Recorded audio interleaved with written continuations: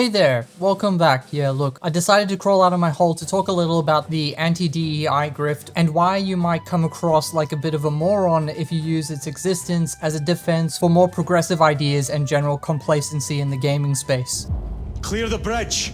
Before I start, don't harass anyone. I like the Actman, Melanie Mac, and even occasionally AndyPants, broken clocks and whatnot. Now, why am I bringing this up? Well, I watched the quote-unquote debate between AndyPants and the Actman. I watched AndyPants crumble under the force of an unborn infant's breath, and I was like, is that it? Like, don't get me wrong, it made the Actman look like a genius, but if you look at what he's saying, it's not really particularly nuanced. I think that anyone that has any real experience in debating would turn the Actman's arguments inside out. But what made it super interesting was that the guy walks out of the debate. AndyPants just hands him a free win, gifts him a bonus with copyright claims and all sorts of weird behavior, and somehow, the Actman manages to clutch defeat from the jaws of victory. So afterwards, the Actman made his Everything is Woke video, and then he decided to take a victory lap and invite more people to discuss the topic of wokeness. To quote, "If any YouTubers want to have a discussion and or debate with me on wokeness and video games, feel free to DM me or reply to this tweet.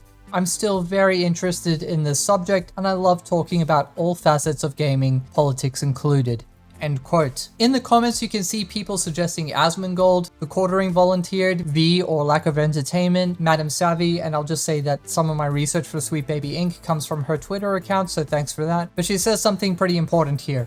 To quote, "I don't like the W word. It lacks meaning and is confusing, non-specific. But good on you for discussing with people. I think it's healthy. You and I might agree, even on a meaning for it, but it doesn't mean everyone else does, which makes it hard to use." End quote. I said it before, I'll say it again. Never use the word woke as a shorthand for anything. It is far too fluid, and it is a very convenient goalpost that can be moved and placed anywhere. People of all political leanings hide behind it like their mother's dress. Never accept it in your discussions, and you will be happier for it. And you can see this happen in the debate in real time. I told you, I think it's incredibly strange to talk about Concord and not mention the clear woke slop. So the thing about the word woke is it harkens back to that old story we all read and were taught when we were growing up, The Boy Who Cried Wolf. These days, it's The Boy Who Cried Woke. There is so much disingenuous criticism using the word woke. The word is so liberally applied to everything.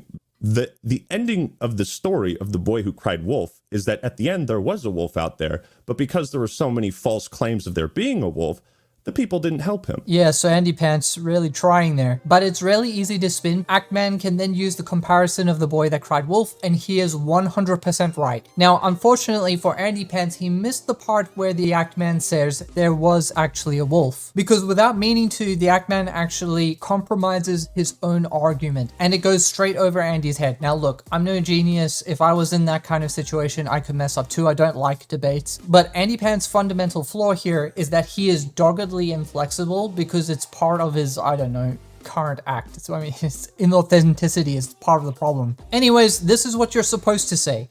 Oh, okay, so we agree that there is a wolf, because the Actman later brings up the King diversity tool later. He covers the sexualization claims of Stellar Blade, Wukong. He's got a video about that fake controversy. So it's not that he doesn't know about culture issues in gaming, but he does state that he only wants to make videos based on things that are directly tangible. You can watch the full thing to verify what he says, but that's what he says. Now, The Boy That Cried Wolf is an interesting direction to take, because the moral of the story is that no one believed the boy. Great moral. But the wolf also ate all the sheep, and the town suffered as a consequence of losing their entire flock. It was literally just the wolf winning and everyone else losing. The moral isn't just about the liar, it was also about the tragedy of the villagers. In this story called reality, you, me, Actman, we're the villagers. And that is why it's a really bad argument to pin all of your resistance against the claims of foul play on outrage grifters. This part is fundamental. There is definitely an economy that is centered around the distribution of content where the sole purpose is to warn against particularly American progressive ideas that are being propagated through gaming media and pop culture in general. This is 100% a thing. So now you have a few questions. The US has largely two parties that traditionally represent represent progressive ideals and conservative ideals. So if there is a market for one, then wouldn't it also follow that there is a market for the other? And if one is insidious, then you can deduce that the other is equally insidious. And if so, then it follows that the outrage grifts are not exclusive to a particular ideology, but rather where there is opportunity. So knowing that, how does a grift work? Because people use the word incorrectly, there has to be an exchange of money, but I understand what they're trying to get at, so let's look at one. Protein shake diet programs are a grift. The word scam is interchangeable here. People feel bad about their weight, they see the shake on the store shelf or someone selling it, they see the claims of results, but more importantly, that it is convenient and that all you have to do is follow the rules. Technically, everything they said is true. Protein is very efficient for dieting, it's satiating, it helps retain muscle mass, which is an important factor in weight loss. All true. The part they don't say is that you will be miserable. You will quickly drop some weight, but it's often water weight. It takes way longer than they say it does, and you need muscle stimulus to retain your muscle mass in a deficit, so having the protein is only minimally effective. Your muscle mass drops, the requirement for the deficit increases beyond what is bearable, and you start snacking when no one is looking. Eventually, you give up and you believe it was your fault because you didn't stick to the plan. But hey, maybe you'll try again later.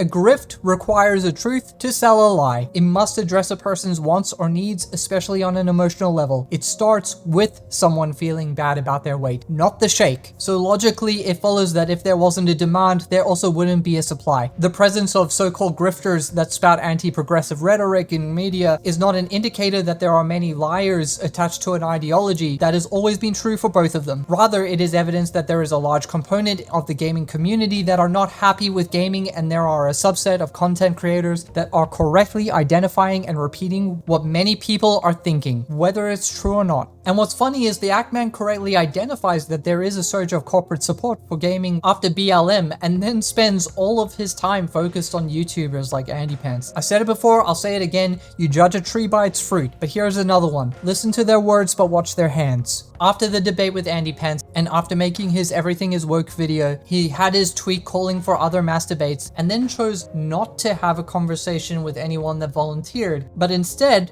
go after Melanie Mac's unhinged take on the new Halo Spartan armor.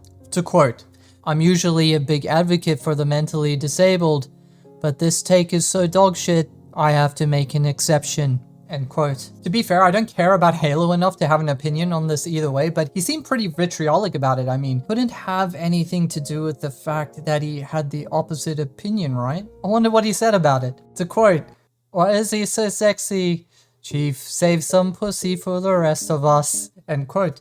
He would then go on to say, "Getting real sick of these pussy-ass political ideologues masquerading as gaming content creators who only serve to invade our gaming space and shove a political agenda down the throats of anyone unfortunate enough to consume their dogshit content. These parasites make me sick." So I'm not a conspiracy theorist, but one thing that came up in the debate with AndyPants is that AndyPants really harps on about how he's doing what he's doing because of his Christian convictions.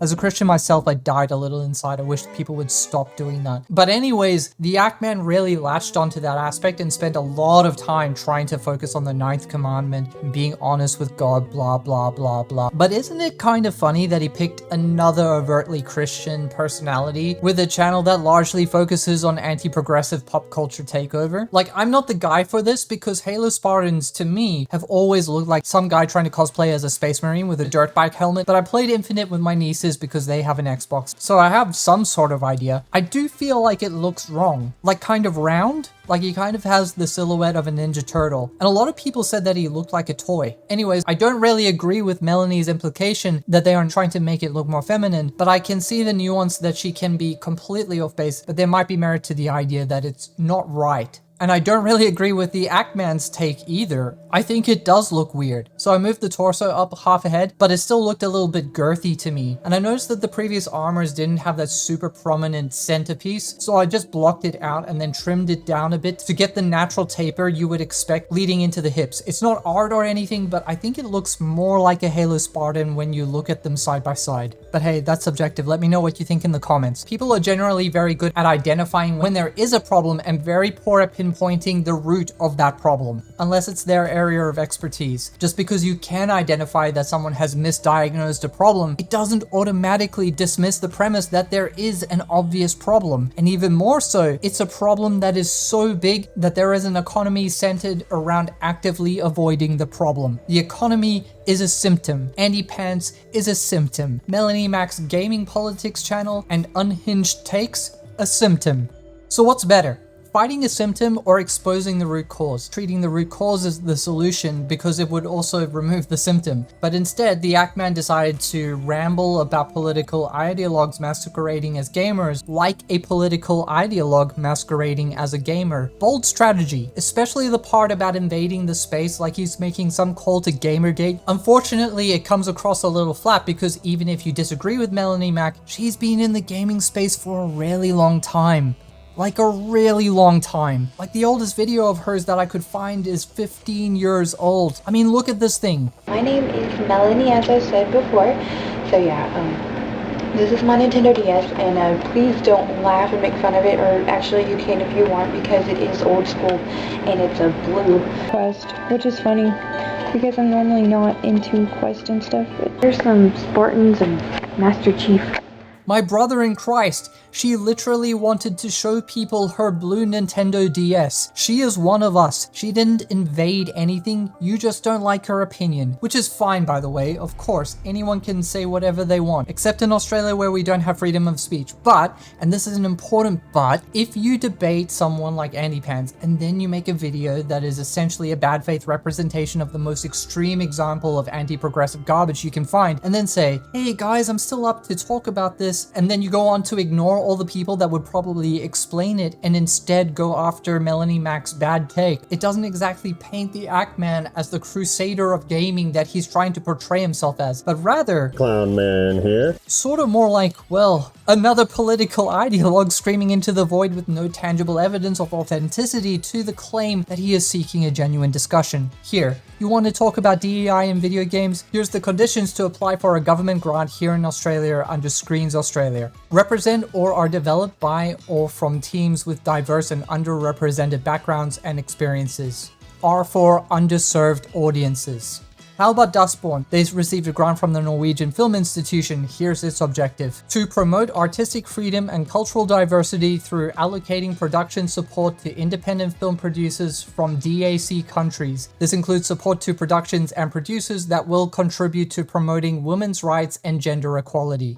Sweet Baby Inc. funded through Baby Ghosts and Weird Ghosts with a combination of funds from Alec Kaloka's studio after his death and Canadian government funding. Well, you need to sign this affidavit where you will comply with Ontario Create's respectful workplace policies. And what do those policies say? A respectful workplace is inclusive, diverse, equitable, accessible, and free from workplace harassment and discrimination, including sexual harassment. Sounds great. What are the definitions? Under diversity, we acknowledge that many communities continue to face systemic barriers, preventing them from participating meaningfully in these industries. Ontario Creates applies a lens of diversity, equity, and inclusion to the evaluation criteria for this program and directs jury members to do the same. Applicants proposing projects, activities that support, reflect, and strengthen diversity and gender parity in Ontario are expected to tangibly demonstrate a genuine and sustained commitment to these equity-deserving communities. Ontario Creates encourages applicants from companies that are led by BIPOC, Black, Indigenous, or people of color, or Francophone individuals, and applicants that otherwise meaningfully meet the provincial definition of diversity. The provincial definition of diversity states the dimensions of diversity include but are not limited to ancestry, culture, ethnicity, gender identity, gender expression, language, physical and intellectual ability, race, religion, creed, sex, sexual orientation, and socioeconomic status. Equity-deserving communities are those that face significant collective challenges in participating in society. This marginalization may be caused by, but not limited to, attitudinal, historic, social, and environmental barriers based on age, ethnicity, disability, economic status, gender, nationality, race, sexual orientation, and transgender status. Equity-deserving communities identify barriers to equal access, opportunities, and resources due to disadvantage and discrimination, and actively seek social justice and reparation. So yeah, these aren't conspiracy theories, these are government funding schemes made to onboard new people into the gaming industry.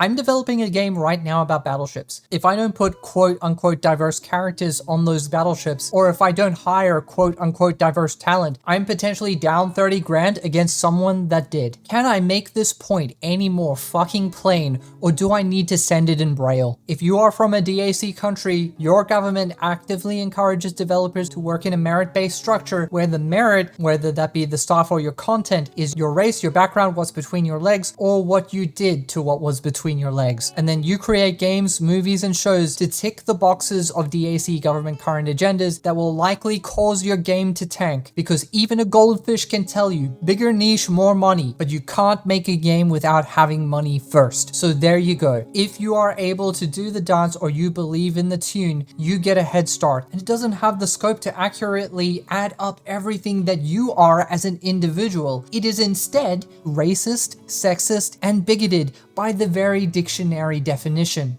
Now, people that do the dance are more likely to get their start in the gaming industry, and then you are also more likely to move on to bigger studios once you cut your teeth. And what do you think they're going to do there? Do you think that big studios also use government grant money? That's why Korean Maxim laughed at Western media for political correctness over Stellar Blade. That's why Square Enix can make an authentically gay character and Western studios can't. That's why Norway created an entire game for 83 people. That's why Dragon Age The Veilguard has a toggle for top scars instead of, I don't know, just putting it in the scars menu. It is performative, it is inauthentic, everyone knows it, and it's a system that actively fosters the onboarding of very specific ideologies into an industry that already holds a bias towards progressive ideologies. The difference being that there was diversity in left thinking within the industry that made it seem authentic to gamers, but now it's homogenized, just like your mom.